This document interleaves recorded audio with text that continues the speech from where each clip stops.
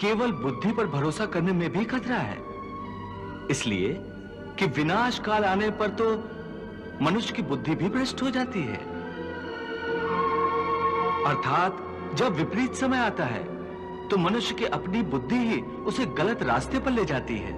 हे मधुसूदन, मनुष्य न तो अपने मन की इच्छा अनुसार कर्म करे, न ही बुद्धि की सलाह माने, तो फिर मनुष्य बेचारा करे तो क्या करे? ऐसी स्थिति में अपनी प्रवृत्ति के विरुद्ध कोई कैसे जीवन व्यतीत करेगा? हे मधुसूदन, मुक्ति और मोक्ष का रास्ता अपनाने के लिए कोई मनुष्य अपनी प्रवृत्ति को कैसे बदल सकता है? इसका कोई तरीका मुझे बताओ। प्रवृत्ति को बदलने से पहले यह जान लेना आवश्यक है कि प्रवृत्ति कैसे बनती है। हे पार्थ, जो कर्मयोगी होते हैं वो आसक्ति छोड़कर कर्म की सफलता और विफलता में समबुद्धि से काम लेकर योग द्वारा परमात्मा पर आस्था रखकर कर्म करते हैं। इसे ही समत्व योगा कहते हैं। हे पार्थ, ईश्वर को समर्पण करने की भावना से किया हुआ कर्म फल प्राप्ति की कामना से किए हुए कर्म से कई गुना अधिक श्रेष्ठ है। ज्ञानी पुरुष कर्म फल की आशा किए बिना समबुद्धि योग द्वारा कर्म करते हैं और पाप पुण्य आदि भावनाओं से मुक्ति पाते हैं। पार्थ, तुम भी ऐसी भावनाओं से मुक्त हो जाओगे जब तुम समबुद्धि कर्म का आचरण करोगे। योगस्था कुरु कर्माणि संगम त्यक्त्वा धनंजय सिद्धि असिद्धियो समो भूत्वा समत्वम योग उच्यते।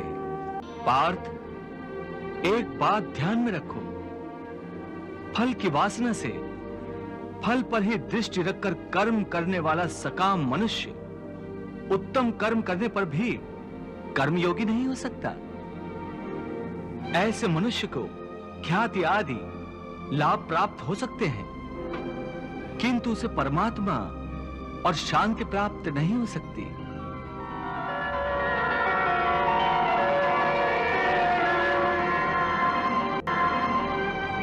हे केशव, मनुष्य को पाप पुण्य दोनों बंधन कारक है। दोनों से भला बुरा प्रारब्ध बनता है।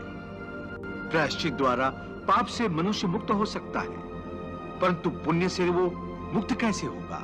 हे अर्जुन, पाप पुण्य, सुख दुख, यश अपयश आदि भावनाएं साधारण मनुष्य के लिए हैं, परंतु जो कर्मयोगी होते हैं वो इन भावनाओं से मुक्त होते हैं, आलिप्त होते हैं। कर्मयोगी अपनी अंतरात्मा की आवाज को परमात्मा का आदेश मानकर आचरण करते हैं। इसमें कहां आती है पाप पुण्य की भावना? हे पार्थ, यदि तुम मोह के अधीन हो गए हो तो निष्काम कर्मयोग कैसे अपनाओगे? तुम्हारी बुद्धि पर जो मोह के अंधकार का पटल छा गया है उसे ज्ञान के प्रकाश से हटा दो और अपनी बुद्धि को मोह के दलदल से बाहर निकालो। हे पार्थ, यदा ते मोह कलिलम बुद्धिर्व्यतितरिष्यति तदा गन्तासि निर्वेदम श्रोतव्यस्य श्रुतस्य च। हे पार्थ, मोह बुद्धि का अज्ञान होता है और इसी अज्ञान के कारण मनुष्य भौतिक आकर्षण में फंस जाता है। वो जानता नहीं कि देह तथा समस्त भोग नश्वर है, मिथ्या है। जब मनुष्य सत और असत अथवा नित्य और अनित्य का भेद जान जाता है तब वो निरासक्त हो जाता है। उसे किसी भी चीज का आकर्षण नहीं रह जाता। इसका दूसरा अर्थ है मोह का त्याग करना तथा मोह का लोप होने पर मनुष्य किसी भी प्रकार से किसी भी वस्तु की ओर आकर्षित नहीं होता। हे पार्थ, यथार्थ ज्ञान की प्राप्ति होने के बाद मोह का त्याग होता है, आत्मिक योग बल में वृद्धि हो जाती है। योग बल के कारण मन स्थिर हो जाता है।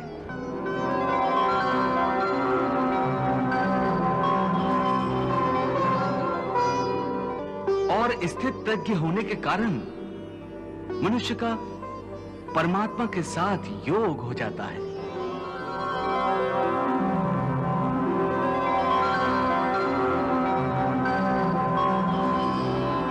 पार्थ, तुम भी आत्मिक योग बल द्वारा अपनी अंतरात्मा में झांक कर परमात्मा को देखने का प्रयास करो। समबुद्धि कर्मयोग का आचरण करो और स्थित प्रज्ञ बन जाओ।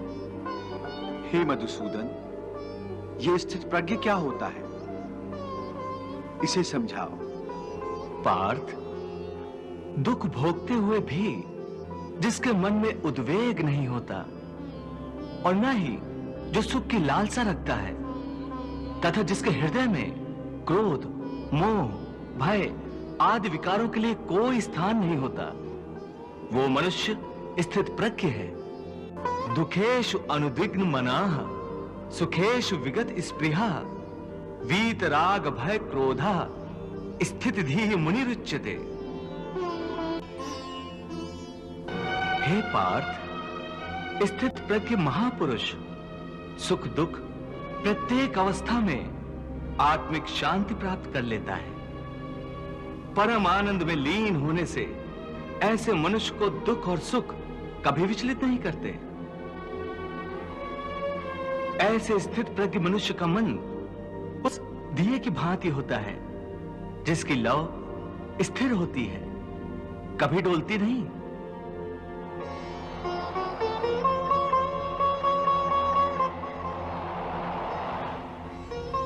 प्रभु, दिए की लौ अधिक समय तक अचल और अडोल तो रहती नहीं। वो हवा के हल्के से झोंके से भी तड़पने लगती है।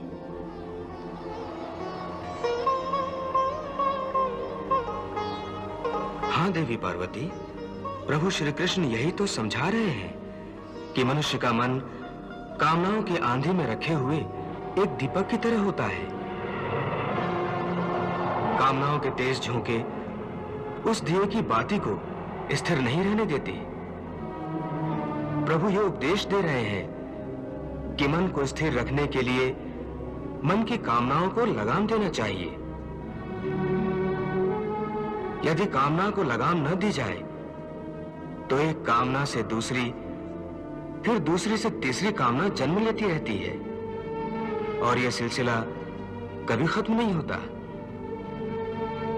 जैसे जब किसी व्यक्ति के पास घर न हो तो वो मनुष्य एक झोपड़ा की कामना करता है।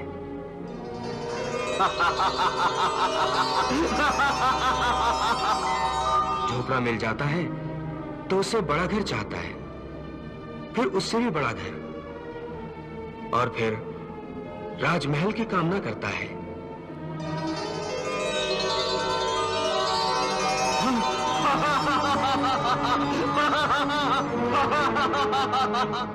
उसकी एक ही कामना असीम रूप लेकर बढ़ती रहती है। तो फिर मनुष्य इन कामनाओं को कैसे लगाम दे सकता है? इसका सही और सरल उपाय यह है कि मनुष्य मन में संतोष पैदा करे। जहां जिस अवस्था में जिस क्षण में उसे संतोष प्राप्त हो जाए, वहीं उसी क्षण में प्राणी सुखी और शांत हो जाएगा। हे कृष्ण, तुम कहते हो कि स्थित प्रज्ञ बनने के लिए मन के दिए की ज्योत को स्थिर रखो, अर्थात मन को इधर उधर डोलने न दो। इसका अर्थ यह हुआ कि कर्म करते समय मन की जगह बुद्धि की बात मानो, मन को बुद्धि के अधीन रखो, यही ना? नहीं अर्जुन, केवल बुद्धि पर भरोसा करने में भी खतरा है। इसलिए कि विनाश काल आने पर तो मनुष्य की बुद्धि भी भ्रष्ट हो जाती है। अर्थात जब विपरीत समय आता है तो मनुष्य की अपनी बुद्धि ही उसे गलत रास्ते पर ले जाती है। हे मधुसूदन, मनुष्य न तो अपने मन की इच्छा अनुसार कर्म करे, न ही बुद्धि की सलाह माने, तो फिर मनुष्य बेचारा करे तो क्या करे? ऐसी स्थिति में अपनी प्रवृत्ति के विरुद्ध कोई कैसे जीवन व्यतीत करेगा? हे मधुसूदन, मुक्ति और मोक्ष का रास्ता अपनाने के लिए कोई मनुष्य अपनी प्रवृत्ति को कैसे बदल सकता है? इसका कोई तरीका मुझे बताओ। प्रवृत्ति को बदलने से पहले यह जान लेना आवश्यक है कि प्रवृत्ति कैसे बनती है। हे अर्जुन, मनुष्य जन्म से ही अपने साथ सत्व, रज और तम 3 गुणों को लेकर पैदा होता है।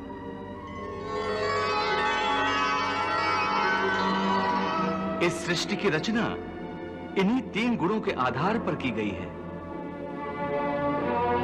इस त्रिगुणात्मक सृष्टि में रहने वाले समस्त प्राणियों में तीनों गुण विद्यमान होते हैं, परंतु हर प्राणी के अंदर इन तीनों में से कोई न कोई एक गुण अधिक प्रधान होता है, और जिस गुण की प्रधानता अधिक होती है उस प्राणी का चरित्र वैसा ही बन जाता है। रजोगुण प्रधान पुरुष को ऐश्वर्य, ठाट बाट और राजपाट की लालसा होती है। तमोगुण वाला आलसी और प्रमादी होता है। द्वेष, क्रोध जैसी नकारात्मक भावनाएं उसमें कूट कूट कर भरी हुई होती हैं। और सत्व गुण वाला? सत्व गुण ही उत्तम गुण है। सात्विक मनुष्य सीधा और सच्चा होता है।